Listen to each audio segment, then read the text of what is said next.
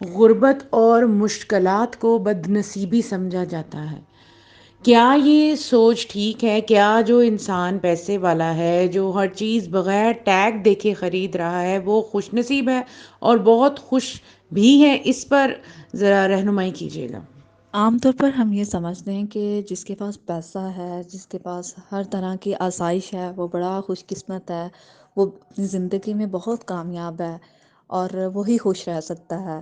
اور جو لوگ ہینڈ ٹو ماؤتھ ہیں، جن کا مشکل سے گزارا ہوتا ہے تو وہ نہ خوش رہ سکتے ہیں اور وہ بہت ہی بد نصیب ہیں، وہ خود ترسی کا شکار ہو جاتے ہیں۔ تو ایسی سوچ بالکل غلط ہے، کیونکہ خوش قسمتی کا اور خوش نصیبی کا تعلق مال و دولت سے بالکل نہیں ہے۔ قرآن نے ہمیں جو معیار دیا ہے وہ یہ ہے کہ جو جہنم کی آگ سے بچا لیا گیا اور جنت الفردوس میں داخل کر دیا گیا وہی کامیاب ہے۔ آپ یہ بتائیں کہ ہمارے لیے نبی کریم صلی اللہ علیہ وسلم کی ذات بہترین نمونہ ہے۔ نبی کریم صلی اللہ علیہ وسلم اگر خوش قسمتی کا تعلق مال و دولت کے ساتھ ہوتا تو اللہ تعالیٰ اپنے نبی کو کتنا زیادہ مال و دولت دیتے، بڑے بڑے محلات کا مالک بناتے، لیکن اللہ تعالیٰ نے کیونکہ ان کو ہمارے لیے نمونہ بنانا تھا، اس لیے اللہ تعالیٰ نے ہمارے پیارے نبی کی جو حالات ہیں، جو ان کی سیرت ہے، وہ ہمارے سامنے ہے کہ ان کے گھر میں تو کئی کئی دنوں تک چولہا نہیں چلتا تھا۔ اور جب آپ اس دنیا سے واپس گئے ہیں، جب آپ دنیا سے رخصت ہوئے ہیں، تو اس وقت ہم سب کو معلوم ہے کہ آپ صلی اللہ علیہ وسلم کے نے ورثے میں کیا چھوڑا تھا۔ تو ہمیں اس بات پر غور و فکر کرنا چاہیے اور یہ اس بات کو سمجھنا چاہیے کہ خوش قسمتی کا تعلق مال و دولت کے ساتھ نہیں ہے۔ آج خود سے سوال کریں کہ وہ کون سی ایسی چیز ہے جو نبی کریم صلی اللہ علیہ وسلم کو اتنی مشکلات کے باوجود خوش رکھتی تھی، اور وہ کون سی ایسی چیز ہے جو ہمیں ہر طرح کی سہولیات پانے کے باوجود بھی ہم خوش نہیں ہوتے، ہم مطمئن نہیں ہوتے، ہم حل من مزید کا تقاضا کرتے رہتے ہیں کہ اور آئے اور آئے۔ تو بس جو دلوں کا سکون ہے نا، وہ اللہ تعالیٰ کی فرما برداری میں ہے اور اللہ تعالیٰ کی رضا میں راضی رہنے میں ہے، ٹھیک ہے؟ تو اللہ تعالیٰ نے آپ کو جس بھی حال میں رکھا ہے نا، اس پر صبر کریں، اس پر شکر کریں۔ اور کیونکہ اللہ تعالیٰ نے کبھی نہیں کہا کہ آپ کو کی جو دنیا ہے یہ جنت بن جائے گی۔ جنت آخرت میں ہی ملے گی، وہاں پہ وعدہ ہے کہ ہر چیز ملے گی وہاں پر۔ تو اس زندگی میں ہمیں اللہ تعالیٰ کے بتائے ہوئے راستے پر رہ کر صبر اور شکر کے ساتھ آگے بڑھنا ہے۔ جی پیاری بہنہ، بہت شکریہ۔ اپنے پیارے نبی حضرت محمد صلی اللہ علیہ وآلہ وسلم کی جو زندگی ہے اس سے ہمیں بتایا کہ خوش نصیبی اور بد نصیبی جو ہے کیا ہے، کس طرح ہے۔ بہت زبردست طریقے سے ماشاءاللہ آپ نے بیان کیا، اور مجھے بہت زیادہ خوشی ہے کہ میرے پینل میں ایسے مہمان ہیں جو تاریخ کا مطالعہ کرتے ہیں اور وہ تاریخ سے جڑے ہوئے ہیں۔ ایسے ہی ہمارے ایک اور ساتھی ہیں جن سے میں یہ سوال پوچھوں گی کہ ایسے کون سے خرچے ہیں جن کی وجہ سے ہمارے بجٹ خراب ہو گئے ہیں، ہمارے گھروں میں لڑائیاں ہیں، جھگڑے ہیں، سیلری ختم ہو جاتی ہے اور ہم جو ہیں وہ پریشان ہو جاتے ہیں کہ اب مہینہ باقی کیسے گزاریں۔ جی دیکھیے پیاری بہن، یہ جو خرچے ہیں نا، جیسے کہ میں نے ذکر کیا، یہ جو فضول خرچے ہیں، وہی بات کہ فلاں کے پاس یہ ہے تو میرے پاس بھی یہ ہونا چاہیے، اگر وہ اتنے جوڑے بناتی ہے مہینے کے یا سیزن کے تو میں نے بھی اتنے ہی بنانے ہیں۔ ہر عورت کو یہ دیکھنا ہے کہ میرے اپنے گھر کا کیا حساب ہے، میرے اپنے جو ہے نا ماہانہ اخراجات وہ میں کتنے کر سکتی ہوں اور کتنے بجٹ میں کر سکتی ہوں۔ تو جب ہم لوگ اپنی چادر کو دیکھ کے پاؤں نہیں پھیلاتے نا، اور دوسروں کو دیکھا دیکھی ہم لوگ مقابلہ کرتے ہیں، تو پھر اس کا رزلٹ کیا نکلتا ہے کہ شوہر کے ساتھ ہماری لڑائیاں اور جھگڑے ہی ہوتے رہتے ہیں۔ ایک جو سمجھدار جو عورت ہے وہ اپنے گھر کو دیکھ کے اپنے اچھے کپڑے بھی بنا سکتی ہے، اپنے گھر کو بھی مینیج کر سکتی ہے، لیکن اس کے لیے شرط یہ ہے کہ وہ اپنے بجٹ کو دیکھ کے اس لحاظ سے خود کو مینیج کرے۔ اگر ہم دوسروں کو دیکھ کے اپنی لائف سٹائل کو مینیج کریں گے نا، پھر اس کا رزلٹ جھگڑے ہی ہیں اور وہ لائف کبھی بھی مینیج نہیں ہو سکتی ہے۔ ام ابراہیم، آپ ماشاءاللہ بہت اچھے طریقے سے آن لائن کام کر رہی ہیں، تو یہ سوال میرا آپ کے لیے کہ عورت کو کیا مرد کے ساتھ شانہ بشانہ کام کرنا چاہیے؟ اگر ہاں تو کیسے؟ اور اس کی کیا حدیں ہیں؟ اور جو عورتیں گھر سے نکلتی ہیں ان کو کن مسائل کا سامنا ہوتا ہے؟ اس سوال کا جواب صورتحال پر ڈیپینڈ کرتا ہے۔ اس کی کچھ ممکنہ صورتیں ہو سکتی ہیں جو ہم لوگ دیکھ لیتے ہیں۔ یہ ہے کہ مرد بالکل ہی نہیں کماتا، عورت کو ہی دیکھنا ہے، جیسے کچھ مردوں کو استغفر اللہ جوئے کی، شراب وغیرہ کی، چوری کی عادت ہوتی ہے، تو پھر عورتوں کو بحالت مجبوری اپنے گھر کو، سرکل کو چلانا پڑتا ہے۔ پھر مرد کماتا ہے لیکن اس کی تنخواہ کم ہے لیکن اخراجات بہت زیادہ ہے، تو وہاں پر بھی عورت کی مجبوری بن جاتی ہے کہ اس کو کمانا پڑتا ہے۔ تیسری صورتحال یہ ہے کہ مرد ماشاءاللہ اتنا کماتا ہے کہ ان کا اچھے سے گزارا ہو جاتا ہے، اس وقت میں عورت کے پاس ایک آپشن ہوتی ہے، اور اگر اس کے لیے کوئی ایمرجنسی نہیں ہے، اس کی ایفرٹس کے بغیر گھر چل سکتا ہے، تو میرے خیال میں اس کو کوئی ایفرٹ ایکسٹرا نہیں کرنی چاہیے دنیاوی مال و دولت کے لیے۔ پھر آ جاتا ہے سوال کہ کس طرح کمایا جائے، اور اگر ہم لوگ خواتین گھر سے باہر نکلے تو ہمیں کن کن مسائل کا سامنا ہوگا۔ گھریلو حدود میں رہ کر عورت تجارت یا کاروبار کر سکتی ہے، جس کی دلیل ہمیں خدیجہ رضی اللہ عنہما سے ملتی ہے۔ آن لائن بہت سارے کام ہیں جو کیے جا سکتے ہیں، اور آف لائن بھی بہت سارے کام ہیں جس میں کہ اپنے ہنر کو بہترین طریقے سے بیچنا یہ آف لائن کام میں آ جاتا ہے، اور اپنے ہنر کو ہر ممکنہ طریقے سے بہترین طور پر آن لائن بیچنا یہ آن لائن کاموں میں آ جاتا ہے۔ بہرحال ہم آن لائن کام کریں یا آف لائن، ہمیں اپنی خدمات کو بہترین طریقے سے بیچنے کے لیے وقت چاہیے، صبر چاہیے، محنت مستقل، اور سب سے مین مستقل مزاجی چاہیے۔ ہاں، جب خواتین گھروں سے باہر جاتی ہیں تو انہیں بہت سارے مسائل کا سامنا کرنا پڑتا ہے، جیسے کہ ڈیلی ان کو اپنے آپ کو فریش دکھانا پڑتا ہے، خوبصورت ڈریسنگ کرنی پڑتی ہے، یا ایون اگر وہ گاؤن میں بھی جاتے ہیں تو گاؤن بھی ان کا صاف ستھرا اور ایک سے زیادہ مقدار میں ہونا ضروری ہوتا ہے یوزلی۔ اس کے علاوہ ہیراسمنٹ اور اس کے علاوہ بھی بہت سارے ایسے امور ہیں جو کہ عورت کے باہر جانے کو بہت زیادہ ڈسٹرب کر سکتے ہیں۔ میرا یہ مشورہ ہے اور میرا یہ خیال ہے کہ اگر وہ اشد مجبوری نہیں ہے تو عورت کو نہیں چاہیے کہ وہ اپنے آپ کو کسی بھی ایکسٹرا فٹیگ میں ڈالے۔ جی شکریہ ابراہیم۔ میں اگلے سوال کے لیے اپنی اگلی مہمان کی طرف چلتی ہوں۔ جی یہ بتائیے گا کہ زکوٰۃ دینا بوجھ لگتا ہے، اور جو مالدار لوگ ہیں وہ سمجھتے ہیں کہ پیسہ ہی سب کچھ ہے، اور پیسے کو ہی انہوں نے دنیا اور آخرت بنا لیا ہے، اور پیسہ تو مجھے لگتا ہے کہ فتنہ ہے آج کل کا، اسی لیے جو غریب لوگ ہیں وہ اس قسم پنسری کی حالت میں بہت زیادہ فیل کرتے ہیں کہ ہم غریب ہیں، اور ان سے پھر گھر مینج نہیں ہوتے، یا جو مڈل کلاس طبقہ ہے وہ زیادہ پس رہا ہے، تو وہ کیوں نہیں ان سے گھر مینج ہو رہے؟ کیا طریقے جو پہلے تھے، جو پہلے دور میں طریقے تھے، وہ اب کیوں نہیں مینج کیے جا رہے؟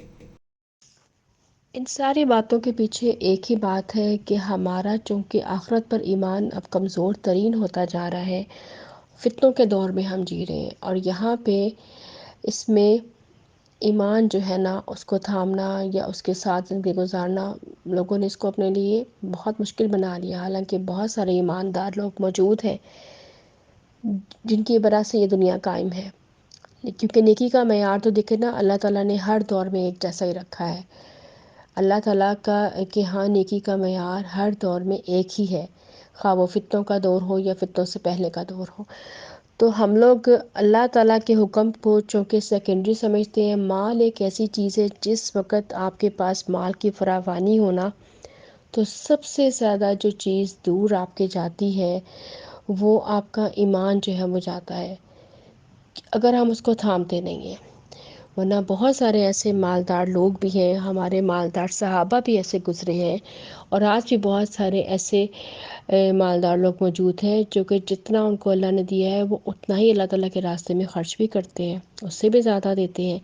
لیکن یہاں پہ بات ہو رہی ہے پرٹیکولر ان لوگوں کی کہ جن کے پاس جو مال آ جاتا ہے تو پھر وہ ان کو کسی غریب کو، محتاج کو، ایون کہ جو فرائض میں چیز جو زکوٰۃ آتی ہے اس کو دیتے ہوئے بھی تکلیف ہوتی ہے، کیونکہ ان کے لیے اپنی خواہشات، اپنی جو ضروریات اور اپنی جو لگژری لائف ہے اس کو مینیج کرنا ہی سب کچھ وہ ہو جاتا ہے۔ اور وہ جو فرائض ہیں وہ اس کو بھول جاتے ہیں۔ دیکھیے ہمارا جو دین ہے وہ ہمیں کبھی بھی منع نہیں کرتا کہ آپ کروڑوں لاکھوں آپ نہ کمائیں، ہمارا دین ہمیں کمانے سے منع ہی نہیں کرتا۔ صرف یہ بات ہے کہ آپ نے جو بھی کمانا ہے آپ نے دوسروں کا خیال رکھنا ہے، زکوٰۃ کے ذریعے، صدقات کے ذریعے، اسراف نہیں کرنا، ورنہ آپ یقین کریں کہ لاکھوں کروڑوں کمانے پہ کوئی حد بندی نہیں ہے۔ جائز طریقے سے کمائیں، حلال طریقے سے کمائیں، اور اپنا بے شک لگژری لائف سٹائل رکھیں، کوئی ایشو نہیں، لیکن آپ نے جہاں پہ دوسروں کو دینا ہے اللہ کے حکم کے مطابق وہاں پہ دینا ہے، اور آپ نے دوسروں کا بھی خیال رکھنا ہے۔ تو یہ چیز اگر آپ مینیج کر لینا تو پیسہ برا نہیں ہے۔ پیسہ برا تب ہوتا ہے جب صرف اور صرف آپ اپنا سوچیں اور اس دنیا کا سوچیں، اور اس پیسے سے آخرت کا کچھ بھی نہ کمائیں۔ زبردست، ماشاء اللہ، الحمد للہ، بہت سارے پوائنٹس ہم نے آج ڈسکس کیے۔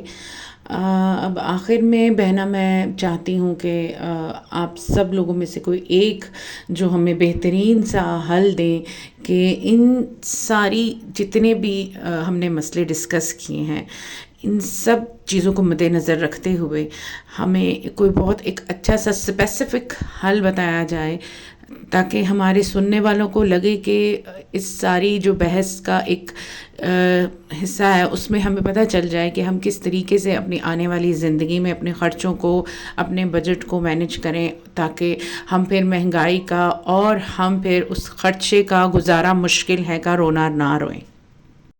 دیکھیں ہم لوگ آج یہاں پہ بات کر رہے ہیں نا ایمان کی، اور ایمان کو تھامنے کی، تو ایسے میں بہت ساری بہنیں جو ہے نا یقین کریں کہ الحمد سب مسلمان ہیں اور سب کے دل میں نیکی کی خواہش موجود ہے، لیکن چونکہ ہم فتنوں کے دور میں رہ رہے ہیں، ہمیں ایمان کو تھامنا بہت مشکل لگتا ہے۔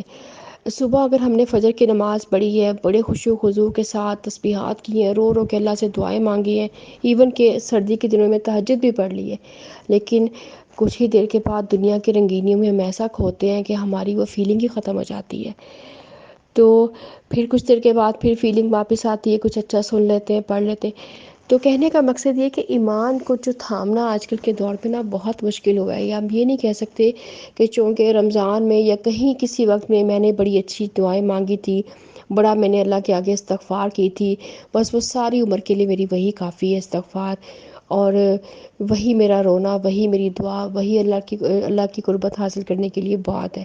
ایسا نہیں ہے۔ ہمیں آج کل کے دور میں جس طرح سے ہمیں روٹی پانی کی ضرورت ہے، اسی طرح سے ہمیں اپنی روحانی غذا کی بھی ضرورت ہے، اور یہ روحانی غذا آپ کو مل سکتی ہے، ڈیلی بیسس پہ مل سکتی ہے، بغیر کسی محنت کے۔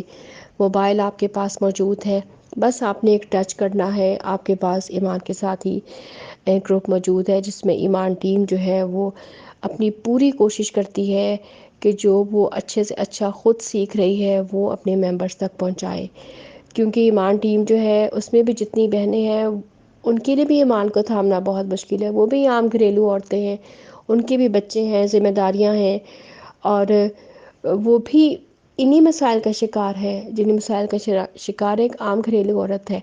لیکن یہ ایمان ٹیم کی جو عورتیں ہیں، خواتین ہیں، لڑکیاں ہیں، یہ خود کو تھامتی ہیں، کبھی اچھی بات سننے سے، کبھی اچھی بات کو پڑھنے سے، تو انہی چیزوں کو پھر وہ آگے آپ لوگوں تک پہنچا دیتی ہیں۔ تو کوئی مشکل کام نہیں ہے، آپ بھی اپنی ساری ذمہ داریوں کو ادا کریں، لیکن جس طرح سے آپ دن میں کئی دفعہ کھانے کا سوچتی ہیں، پینے کا سوچتی ہیں، اسی طرح سے آپ لوگوں کو اپنی روحانی جو غذا ہے اس کا خیال بھی رکھنا بہت ضروری ہے۔ آپ کے پاس ڈیلی گروپ کے اندر لیکچر آتا ہے، پوسٹ آتی ہیں، آپ ان کے لیے وقت ضرور نکالیں۔ یہ آپ کی وہ روحانی میڈیسن ہے جو آپ کو اندرونی طور پر ایمان کی طاقت دے گی۔ یہ آپ کو کسی دنیا کے ملٹی وائٹامن سے نہیں ملے گی۔ اللہ کی اچھی باتیں آپ کو ڈیلی بیسس پہ سننے کو ملتی ہیں، پڑھنے کو ملتی ہیں، اور بغیر کسی محنت کے، بس آپ نے ایک ٹچ کرنا ہے دن کے میں مختلف ٹائمنگ میں، آپ کو جب بھی ٹائم ملے آپ دیکھیے اور اپنے ایمان کو ریفریش کر لیں، اور اس کے بعد اپنے جو آپ کی ہانڈی روٹی ہے، بچوں کے کام ہے، کوئی بھی کام ہے وہ کرنا شروع کر دیں۔ آپ کو ان کاموں میں مزہ آنے لگے گا، یقین کریں۔ ایمان تازہ ہوتا ہے تو انسان اپنی ساری جو ڈیوٹیاں نا، ایک عورت جو ہے وہ جو اس کی گھریلو ذمہ داری ہے وہ بڑے شوق سے ادا کرنے لگتی ہے، وہ کیونکہ اس کے ذہن میں ایک یہی فوکس ہوتا ہے کہ یہ میرے رب نے ذمہ داری مجھے دی ہے تو مجھے اس کو اچھے سے اچھے طریقے سے ادا کرنا ہے اللہ کی نظر میں اچھا بننے کے لیے. اور اس کو بالکل خواہش نہیں رہتی کہ میں صفائیاں کر رہی ہوں تو میرا شوہر میری تعریف کرے، میری ساس نندے تعریف کرے. وہ اپنا کام بخوبی کرتی ہے کیونکہ اس کو تعریف اللہ سے چاہیے ہوتی ہے. تو اگر ہم لوگوں نے اپنا یہ فوکس رکھنا ہے، اس کے لیے گروپ آپ کے پاس موجود ہے ایمان ٹیم کا، واٹس ایپ چینل بھی ہے، فیس بک پیج بھی ہے اور یوٹیوب چینل بھی ہے. اس کے علاوہ ٹک ٹاک پر بھی موجود ہے. تو آپ کوئی بھی میڈیم کھول لیں، انشاءاللہ ایمان کی تازگی آپ کو ضرور ملے گی، جو آپ کی زندگی کو، آپ کے دن بھر کی روٹین کو بہت خوبصورت کر دے گی. السلام علیکم. اس ساری جتنی ہم نے یہاں پر ڈسکشن کی آج، اس کا کنکلوژن یہی نکلتا ہے کہ ہماری پریشانیاں ہماری بلا وجہ کی خواہشات ہیں. خواہش کے علاوہ جب تنگی محسوس ہو تو اللہ کے نام پہ دے کے اللہ تعالیٰ کے ساتھ اکاؤنٹ کھول لیں. اللہ پاک کو دیا ہوا زیادہ ہو کے لوٹ آتا ہے، اور خوشی ہمیشہ دینے سے اور مدد کرنے سے آتی ہے. برانڈز کی فکر کیوں لگی ہوئی ہے؟ پہنے ہوئے اور سلے ہوئے کپڑے پہ کون سے برانڈ کا نام لکھا ہوتا ہے؟ ہمیں ہمیشہ دوسروں کو خود بتانا پڑتا ہے، تو کیا یہ بتانا ضروری ہے؟ برانڈ کے نام پہ مہنگا کپڑا جوتا کیوں خریدنا ہے؟ یہ اپنے آپ سے آج ضرور پوچھیے گا. اور اس کی قیمت میں برانڈز کے جس برانڈ کے آپ کپڑے لیتے ہیں اس کی قیمت میں 2 جوڑے آ جاتے ہیں، 2 سوٹ اچھے مل جائیں گے. اور اگر آپ نے بجٹ بنا لیا، بجٹ کون سا بنانا ہے کہ ایک اسپیسیفک آپ نے اپنے مائنڈ میں سوچ لینا ہے کہ بس اس سے آگے، اپنی چادر سے آگے پاؤں نہیں پھیلانا. چاہے وہ آپ مرد ہوں، عورت ہوں، ماں ہوں، بیٹی ہوں، بیوی ہوں، بہن ہوں، بھائی ہوں، کوئی بھی ہو گھر میں آپ کا، وہ آپ کو ایک بات بتا دے کہ اپنی چادر میں رہ کے پاؤں پھیلانا ہے، اس کے آگے نہیں جانا. اور اگر اس سے آگے جائیں گے تو ڈیڈ لائن ہے بس. بہت شکریہ میرے مہمانوں کا. انشاءاللہ تعالیٰ دوبارہ آپ لوگوں سے پھر کسی نئے ٹاپک پہ ملاقات ہوگی. اور ایمان کے ساتھی چینل کو سبسکرائب کرنے والوں کے لیے ایک پیغام ہے کہ پلیز پلیز ہماری ویڈیوز کو دیکھا کریے، لائک کیا کیجئے، اپنے اچھے سے کامنٹ دیا کیجئے. ہم بہت محنت کرتے ہیں، بہت محنت سے کام کرتے ہیں اور کوشش کرتے ہیں کہ آپ کے سارے جتنی بھی مشکلات ہیں ان کا حل آپ کو ضرور بتائیں. اور اس ساری کوشش میں میرے مہمان بھی جو میرے ساتھ ہیں ان سب کا بہت شکریہ. ہم سب کو اپنی دعاؤں میں یاد رکھیے گا. انشاءاللہ ایمان کے ساتھی واٹس ایپ گروپ کا ہم لنک جو ہے ڈسکرپشن میں دے دیں گے. بہت بہت شکریہ. اللہ تعالیٰ آپ سب کا حامی و ناصر ہو. اللہ حافظ.